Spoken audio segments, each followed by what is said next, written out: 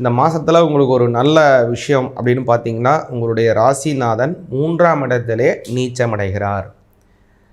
என்ன சுவாமி இப்படி சொல்கிறீங்க, நீச்சம் ஆயிட்டாருங்கிறத இப்படி நல்லதாக சொல்கிறீங்களேன்னு நீங்கள் நினைக்காதீங்க. 3ஆம் இடத்திலே செல்லக்கூடிய சூரிய பகவான், அதாவது உங்களுடைய ராசிநாதன், இதில் ஆல்ரெடி உங்களுக்கு கண்டக சனி, சனி பகவான் 7ஆம் இடத்துல இருக்கார்.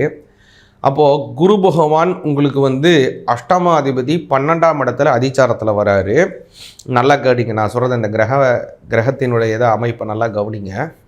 இப்போது 3ஆம் இடத்துல சூரியன், சரி இது என்னத்தை செய்யும் அப்படின்னு கவனிச்சிங்கன்னா, நல்ல மாற்றத்தை ஏற்படுத்தி வைக்கும். முதல்ல ஒரு விஷயத்தை நல்லா புரிஞ்சுங்க.